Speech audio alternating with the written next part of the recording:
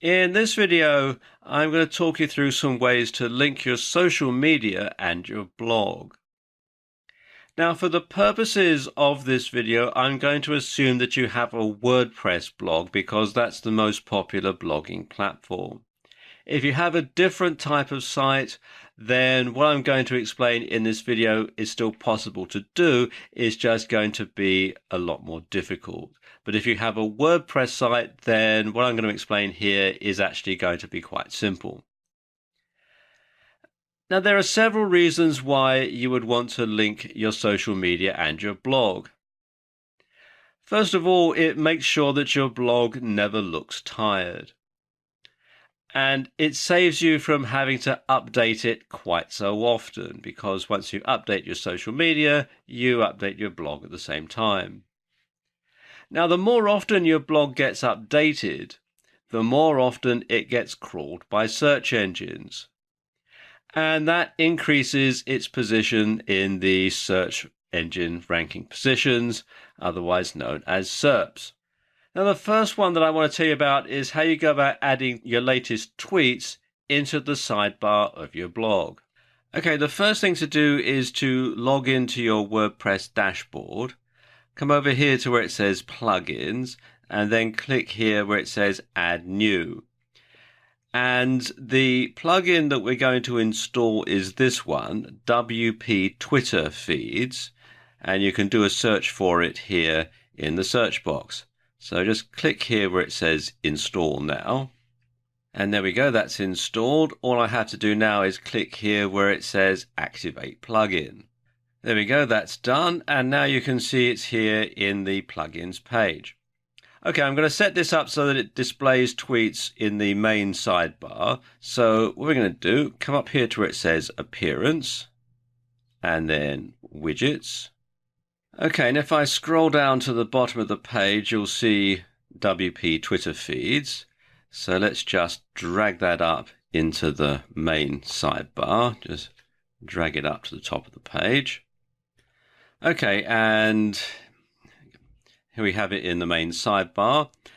And you've got a few things here you need to add in. You have to add the widget title, which we're going to keep with the default setting of latest tweets. You have to enter your Twitter username. The tweets cache time in minutes, I'm going to leave it at the default setting of 4. The number of tweets to fetch, I'm going to leave that at 3. And then you have to have the Twitter API settings. And for that, you have to get that from Twitter. So let me just pause the video and take you to their website. To create an API key, come here to apps.twitter.com and click here on the link where it says, please sign in with your Twitter account to create and maintain Twitter apps. So we just click there. And you enter your phone number, email, or username and your password into these boxes here. And you can either check or uncheck the box that says remember me. So let me just pause the video while I do that. And when that's done, click on the button here to log in. And it's telling me I don't currently have any Twitter apps, so I'm going to click here on this button that says Create New App. And it takes you through to this page, and there's some information you have to enter. First of all, you want the application name, and this has to be a unique name. It mustn't contain the word Twitter, and it must be different from every other application name that there is out there, which is quite a tall order. So what I usually do is enter my website URL, or the first part of it, and a number, and that will mean that it'll be a unique name. So let's just enter that in. Then you have to enter the description, and this isn't publicly available. It's just something that will show up if you log in again and need to create another app. So it's just for your own memory jogging, really. And then you also need to enter the website URL, and this has to be the full URL of the website, including the HTTP. Then you have the callback URL. And in most cases, like the one that we're going to use here, you don't need to enter anything into this field here. You can actually leave this blank. So let's just enter this other information in. And when all that is done, you have to scroll down and agree to the developer agreement. It's all sort of fairly straightforward. You've got all the legal stuff. So you check the box that says, yes, I agree. And then you click here, create your Twitter application. And there we go. It's telling me that my application has been created and it's got the application name. Now I need to get the API key and the API secret, and sometimes these are also referred to as the consumer key and the consumer secret, respectively. So to get those, I need to click on this tab here that says Keys and Access Tokens. And you can see we've got the consumer key and the consumer secret. And what I need to do now is to copy and paste these into the application. So let me just pause the video while I do that. Okay, that's pasted in. You'll notice though there's another couple of things that you need to fill out, the access token and the access token secret. And to set that up, it's a separate operation back on the Twitter website. Scroll down to the bottom of the page and click on the button here that says Create My Access Token. And it's saying my application access token has been successfully generated. So if I just scroll down to the bottom of the page, you can see we have it here. So let's just copy and paste this information. And that's done. One thing about the access token, it is hyphenated, and on some monitors you'll find that it is on 2 lines when you get it out of the Twitter website. You want to make sure that you get it all, so sometimes you might need to make sure that you get the top line and the bottom line, but it all goes in the same place here on your website. Okay, let's just scroll down a bit. You can also show Twitter intents or hide Twitter intents text.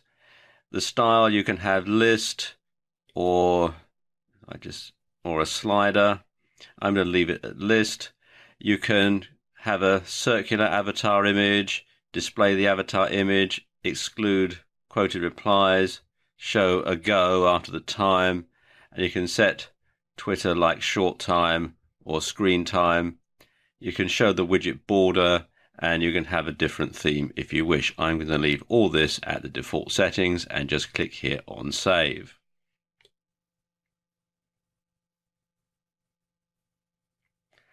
And there we go, that's saved. So let's go to the main website. I'm going to click here on Visit Site. And there we go. You can see we've got the latest tweets in the sidebar. And you can tell this is a demonstrator account because I don't use it all that often. But if I was a regular tweeter, these would be updated fairly regularly. And of course, every time I put a tweet to Twitter, then my blog gets updated at the same time, which is pretty cool. One way to make sure that you get more engagement between your blog and social media is to ensure that your site is easy to share. And there is a very good plugin which will allow you to do that.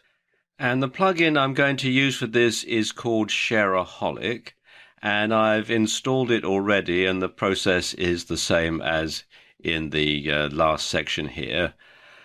And you'll see that it's installed the Shareaholic link down here, and it's also saying that I can get started now. So let's just click up here on this button.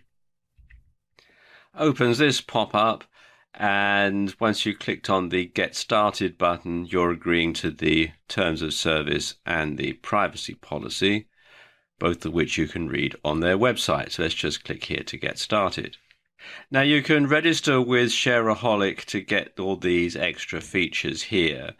And you do so by simply clicking here where it says sign up for free. But you don't have to have all those to make it work, and I'm going to skip those for this demonstration. But basically what you can do is you can have here related and promoted content, and you can put these buttons under a post or under a page, and you can also have them under the index or under the category, and you can edit the related and promoted content settings. You can have the different share buttons and so on, and you can also customize what these buttons look like. Let me just show you here. I'll click on the customize button. You can change the theme, you can change the number of posts, and this gives you an idea as to what it will look like when they show the related content underneath your page or post. Okay, we should click on Save Settings if you've changed it, or just click up here on the X if you haven't. I haven't, so I'm just going to click on the X. You can also edit the share button settings, so we just click on that. Opens up this pop-up window, and all this is fairly straightforward, but there is one thing that I will show you, which is the follow buttons. And you can use this to get lots of extra followers to Facebook and Twitter and so on from your blog. Let's just click here where it says edit. And you can set the arrangement of the buttons, but also, if I scroll down a bit, you've spaces here. Oops. You can enter the username for Facebook, Twitter, Pinterest, and a whole lot of other sites. And what this will do is it will encourage people to follow you on these various social media sites from directly within your blog. And it's a very, very powerful way of doing it.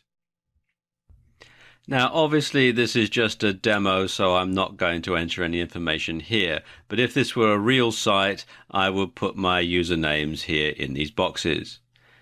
Okay, let's just close the box here by clicking on the X. Okay, let's activate that and click here to save settings.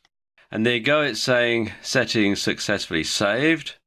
Let's just go to the main site and I'll show you what it looks like. Click here on Visit Site. And there we go. There are the buttons on the page. And this just makes it so easy for people to share the content on Facebook and Twitter and all these other social media sites. Plus, of course, if we'd set up the Follow Me section, people could easily follow you on these social media sites as well. So there you go, just 2 ways that you can link your social media and your blog to get the best out of both of them.